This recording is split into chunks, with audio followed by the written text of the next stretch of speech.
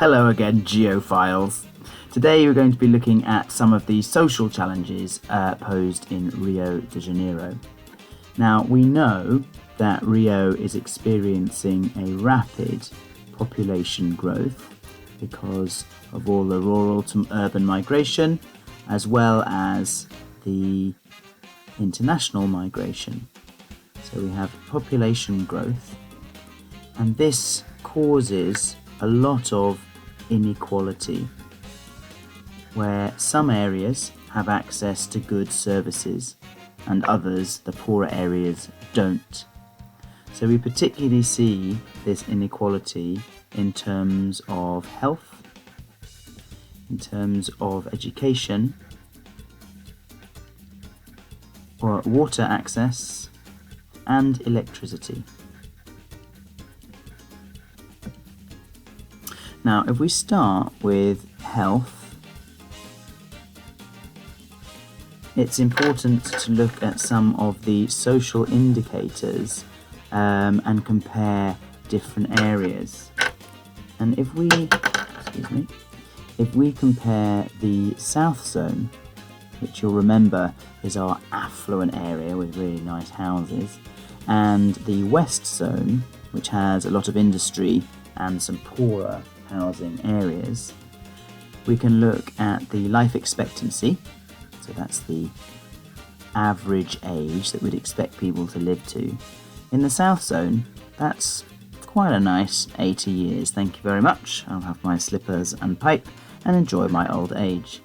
Whereas in the west zone, shockingly, the average life expectancy is only 40 years. That's half of what it is in the richer area, and these different zones are only a kilometre or two away from each other. One of the reasons why that will be quite so low as it is when we look at child mortality or infant mortality. That's the number of children dying before their 5th birthday. In the south zone, we have infant mortality of 6 in every 1,000 children dying before their 5th birthday. That's still quite high compared to countries like the UK and other EU nations. But in the west zone, we have 21 out of 1,000 children dying. Now these are as of 2013 figures, so they're a little bit out of date, and things have improved, particularly in parts of the west zone after the Olympic regeneration. But it gives you an idea of some of the huge inequalities that are faced. One of the main reasons for that is that often these informal settlements, like shanty towns, are built onto steep hillsides. That makes accessing these areas very difficult. It makes providing services for them very difficult. So we have steep hills with very little road access and inability to build proper clinics. So the solution was that the health authority of the area decided to equip its medical workers with medical kits and send them on foot to do home visits. So they would take the medications they need and the testing they need to diagnose diseases and go and visit people in their own homes. Now this had remarkably positive impacts on the social indicators. So we can see things like life expectancy increased because they were getting diagnosis and medicines that they required, and infant mortality went the other way because they got the vaccinations they need, mothers got the care they needed when they were pregnant, and so the infant mortality went down. A good example of this is the favela of Santa Marta, with a population of 8,000 people, and they saw all of these benefits occur as a result of these on-foot medical practitioners. Now, one of the other inequalities that we experience in Rio de Janeiro is access to education. Because again, first of all, it's hard to build schools on those steep lands. So there is a lack of schools. But equally, they are expensive. And so people were unable or unwilling to pay the fees or the money needed for uniform and equipment for their children to attend school. More than that, the children also were needed to work, to bring money in for the family. So, although the law is that everyone needs to go to school until 2016, until the age of 16 years old, we're in a situation where only 50% of the children in Rio de Janeiro are going to school past the age of 14. That means that a further 50% are leaving school early and often end up working in the informal economy and, because it's part of the informal economy, drug trafficking.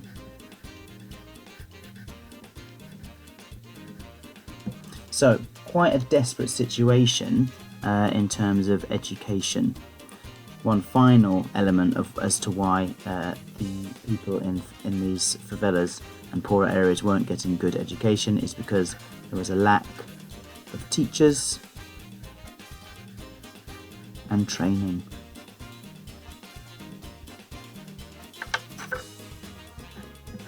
So the solutions to this lack of education in poorer areas were to encourage volunteers to work in the schools and help staff it, to provide grants to poor families to help them pay and meet the costs of schooling, and also to pay for sports programs.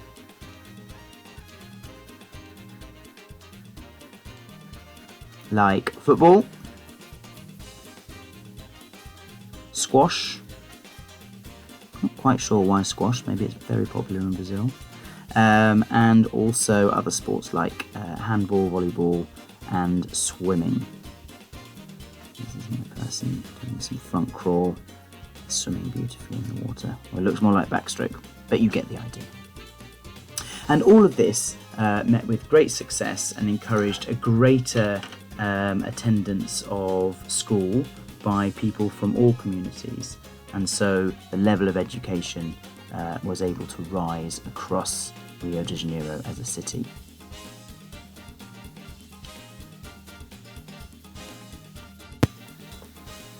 So let's have some questions. Why are cities like Rio de Janeiro, in newly emerging economies, why are they facing significant social challenges?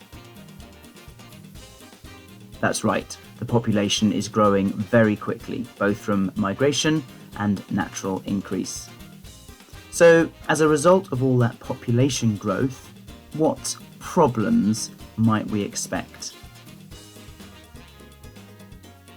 Very good, yes, there'll be inequality, that's a difference between rich and poor areas, particularly in health, education, access to water, and access to electricity. In terms of health, how do we know, or what can you tell me that gives evidence that different areas of Rio de Janeiro have inequality in health?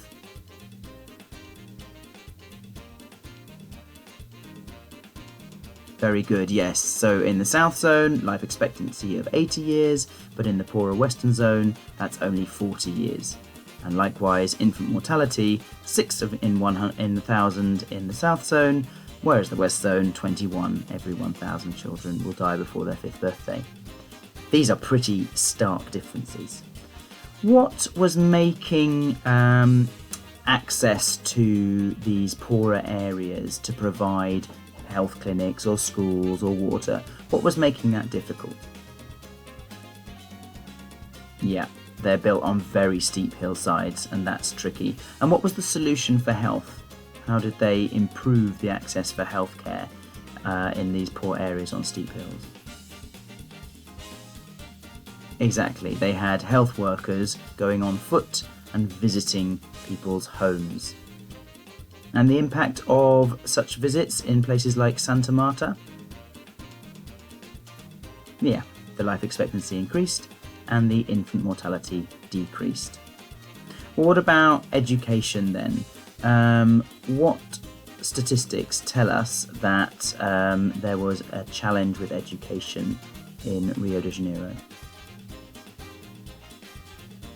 Yes, only 50% of children were continuing education over the age of 14, which means that 50% were working in the informal economy, like drug trafficking, after they'd left school early. What were some of the reasons for education not being continued by many people in these poor areas? Yes, there weren't enough schools.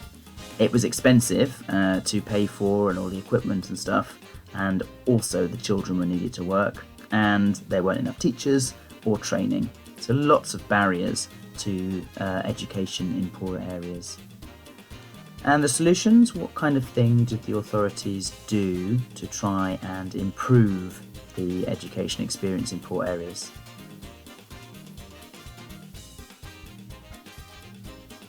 Nice one. So they encouraged volunteers to work in the schools. They provided grants for poor families so they could work, so that they could send their children to school. And also they paid for sports programs so that was encouraging and appealing to people to go to school and take advantage of these things. Lovely. Okay, moving on then to look at access to services like water and electricity. Now, in Rio de Janeiro, water, only there were 12% of the population did not have access to running water.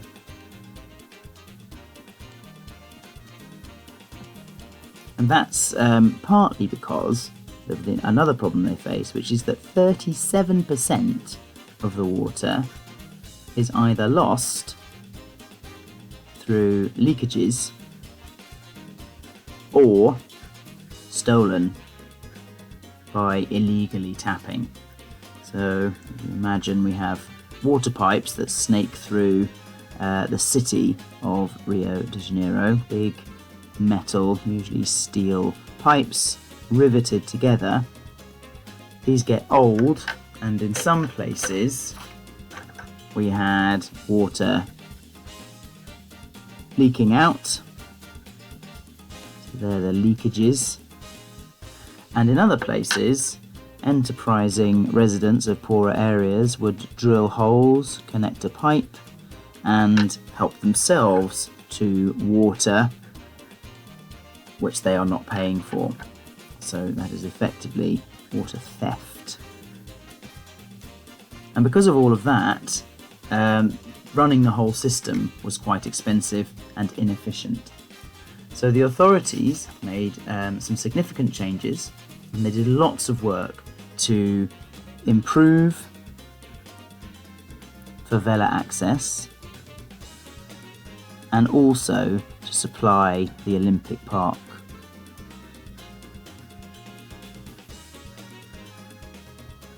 Those lovely Olympic rings.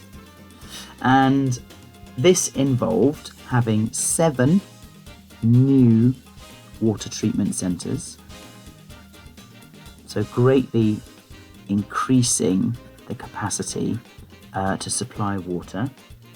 And they also laid 300 kilometers of new pipe, replacing these old leaky pipes.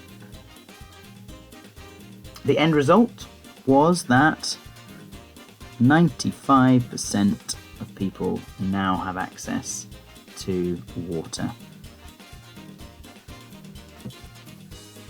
which is a big improvement. So again, though a challenge, the authorities in Rio de Janeiro have found solutions and now provide opportunities for the residents. Looking at electricity, it was a very similar story. There were the haves and the have-nots, and generally those in the poorer areas suffered very frequent blackouts, as did the wealthier areas. And once again, we had people illegally tapping into the electricity wiring, which not only decreases efficiency, but is very dangerous, either through electric shock or starting fires which can spread rapidly through the densely populated favelas and poorer housing areas. So the solutions here involved putting in 60 kilometers of new electricity lines, and also committing to a lovely brand spanking new nuclear reactor, so increasing the electricity supply of the city. And not only that, they also invested in a new hydroelectric power plant where water, under the influence of gravity, is able to turn a turbine and create electricity. And this was called the Simplico Hydroelectric Complex. And that increased electricity supply by 30%.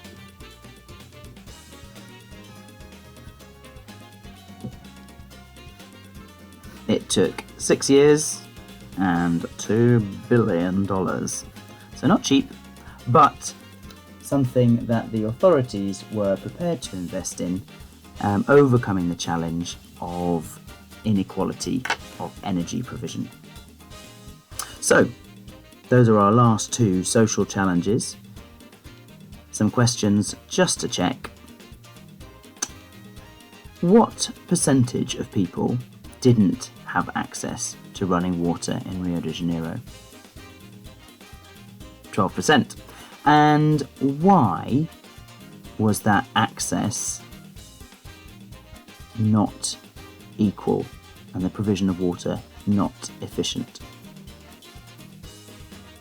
Good, because a lot of water was lost through leakages and some was stolen by drilling into the pipe. So what kind of things did the authorities do to increase the equal and fair access to water in Rio? Good, they built 7 new water treatment plants and laid 300 kilometres of new pipe. And so kind of how do we know that that has been a success? Good, because 95% of people now have access to clean running water. That's not 100%, so still work to be done and still some challenges to overcome. What about electricity? What were the problems with the electricity supply in Rio de Janeiro beforehand? Good, they had frequent blackouts and also people were illegally tapping the electricity, which is very dangerous. What were the solutions that allowed Rio de Janeiro to overcome their electricity supply problem? Yes, well done. So they laid 60 kilometres of new lines, built a new nuclear reactor, and built a Simplico hydroelectric complex, which increased the electricity supply by 30%. Great stuff.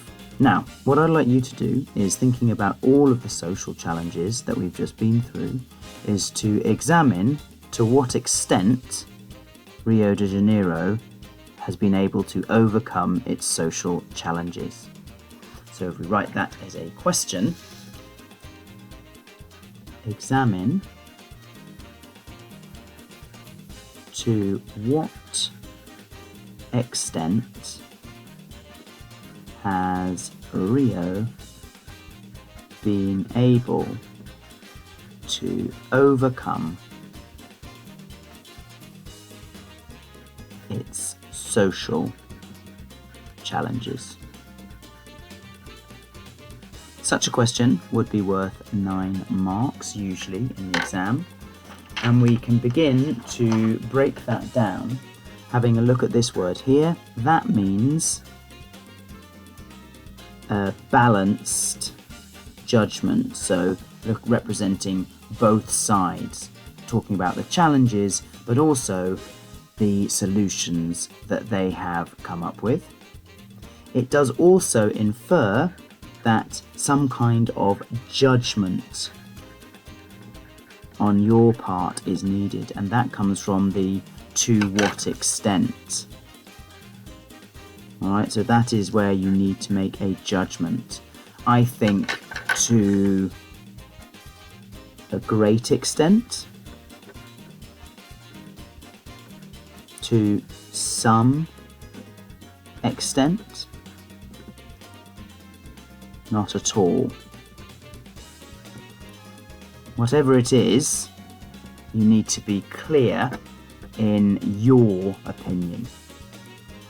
And that is to discuss and talk about the challenges they have, and to overcome is looking at solutions. The more place names, statistics, and specific information you can provide, the higher level you are going to be able to achieve. And the more developed your statements are, linking your explanations together, again, the higher level you are going to be able to achieve. So write that question down, and using what you've learnt from this lesson, try and write a 9-mark answer for yourself. And then check it back against the notes on the video and see how you did. Green pen it, add in things you forgot, and then move on. Well done everyone, have fun, bye bye.